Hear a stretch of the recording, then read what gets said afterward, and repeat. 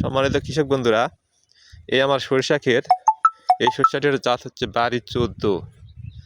আমি বলেছিলাম যে এই সরিষাগুলোর দেখেন আগা পর্যন্ত সেই হয়েছে এবং সেই আগুল হওয়ার কারণে মানে আগার সেইগুলো হয় না, সাধারণত নষ্ট হয়ে যায়।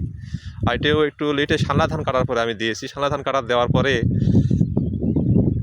আগা পর্যন্ত সেই হয়েছে এবং বাম্পার সরিষা হয়েছে। আপনারা দেখতেই পাচ্ছেন, আমি আপনাদেরকে দেখাচ্ছি।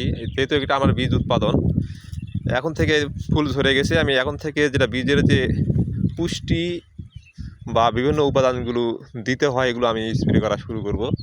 অর্থাৎ 7 দিন পর পর আমি দিব। তো এই হচ্ছে আমার সরিষা ক্ষেত, বাড়ি 14।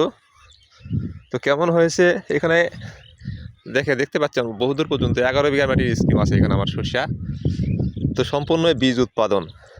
তো ভালো ফলন যদি পেতে চান, ভালো সরষা যদি ঘরে তুলতে চান, লাভবান যদি হতে চান, আমি কিন্তু সম্পূর্ণ সানলা ধান কাটার পরে একটু বাড়তি ফলন হিসাবে আমি কিন্তু ঘরে তুলতেছি।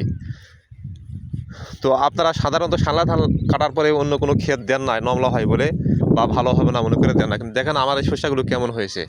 তো সেই রকম শস্য হয়েছে, আমি খুব খুশি। এখানে 9-10 মণ করে বিঘা হবে ইনশাআল্লাহ, আমি আশা করি।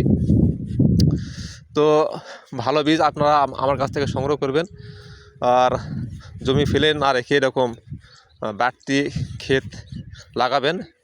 আর সরিষা ক্ষেতগুলো আমার কেমন হয়েছে বন্ধুরা, আপনারা একটু কমেন্ট করে আমাকে জানিয়ে দিবেন। আল্লাহ হাফেজ, ভালো থাকবেন সবাইকে। আসসালামু আলাইকুম।